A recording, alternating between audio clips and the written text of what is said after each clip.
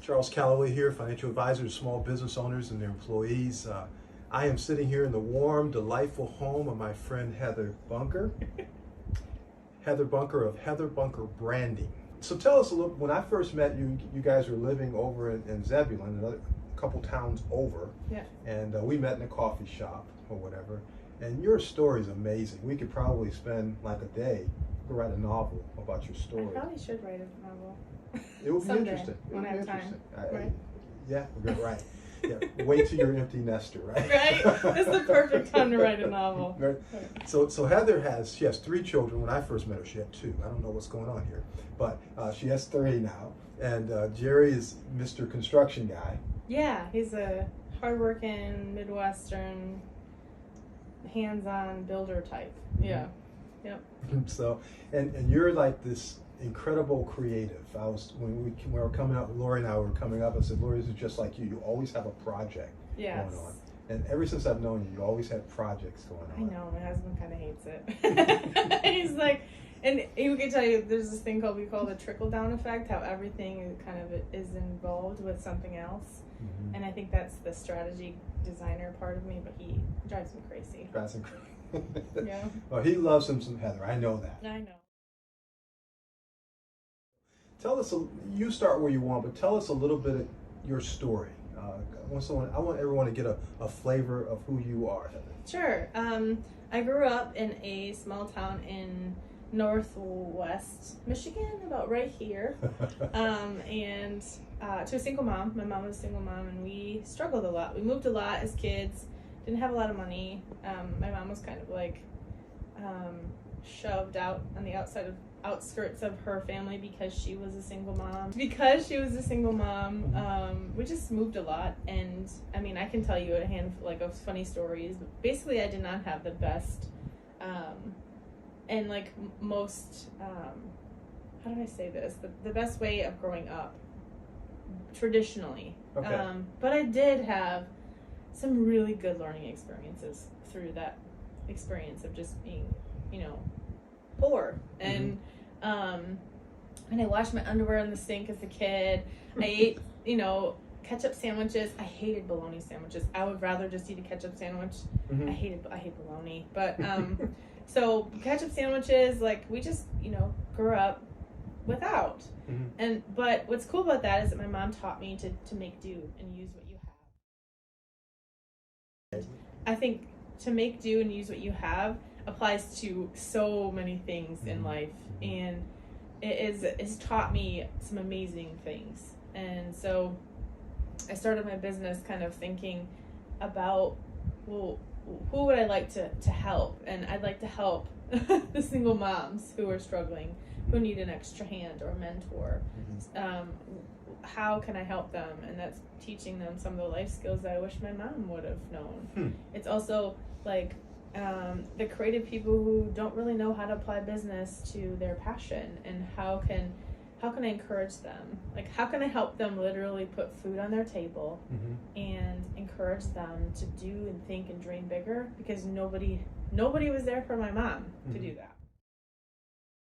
So in a lot of ways, the work that you do birthed out of your story. Yeah, absolutely. And I love that you didn't say it in these words, but you said necessity is the mother of invention. I think that's the cliche. Pretty much. Okay. Yeah, absolutely.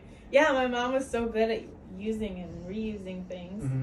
And I do that a lot in my own life today with my kids. Like, they will make things from the scraps in the garbage can. Okay, not the garbage, but the recycling can. Right. Like, they will take what they, can find, and they'll make art projects. And that's exactly how my mom was. Like, she was like, you can be creative. You don't have to have a lot of money. You can do this.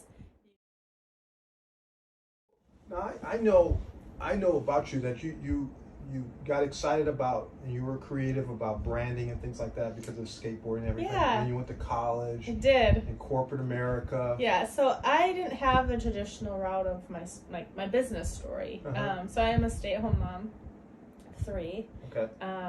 And I knew that I wanted to be home with my kids to play superheroes and do all those things. So long story short, I went to a vocational school in high school. I was homeless during this time, actually, and found that my school offered this certificate, kind of like a 2-year, like learn how to do some stuff, and that's great. It wasn't really like a valuable certificate, but it still gave me insight. So I've been designing things since I was a kid, not really knowing that I was doing that. Like I was designing t-shirts, and you know, I love skateboarding and snowboarding, so I started this skateboarding and snowboarding company called H2 Snowboards, and cause my name was Heather Hazard back then, so like started to create these like brand projects, but unknowingly. And then I went to this vocational school and learned printing and how to run a Heidelberg press and how to screen print on my own t-shirts, how to do photography, old school, you know, 9mm, and then developed the film myself in a darkroom. And I learned how to use Quark Express way back in the day, which is like old school design, and then I learned all the skills necessary to take like a design project on the computer and put it on whatever I wanted to put it on, essentially. Then I learned like, oh, there's this whole industry about branding. Like, what is branding? And oh my gosh, it's so cool. I can make people feel things and sell them things based on emotion. Like, holy crap. I thought that was so cool. And so anyway, I went to this you know, 2-year certificate program, and my teacher was amazing, a mentor, pushed me to do what I loved, and I won like state awards, and like it was a big deal. Like I didn't realize that I was so good at it naturally. And so I wanted to go to school. My goal was to go out to California, but he encouraged me to go to this small business college in a university at Ferris State University is the name of the school if you wanted to check it out. But they have a really competitive design program. Okay, so everybody in the world can be a designer, right? Okay. You have Photoshop, you have InDesign, you have Illustrator, you have all these design programs that you can have access to. Back in the day, you had to pay like $1,500 to have these programs, but now they're available for $50 a month, right? Everybody can get them. So everybody and their brother's uncle is a designer, and they can design you a logo, and they can do this, and they can do that. And but the thing is in design school, they teach you so much more than just how to design a logo. But like, obviously, went to this university, you have this 2-year portfolio review. So you go in your freshman year, they teach you design basics, the design principles. On your second year, you kind of start to create this portfolio. And then they have this giant portfolio review where they look at all of your work and they pretty much like tear it apart. It's not like, you know, the total critiques. It's like hardcore. And you have, I think there were like 150 students or something crazy in the first year 2-year program. Okay, design students.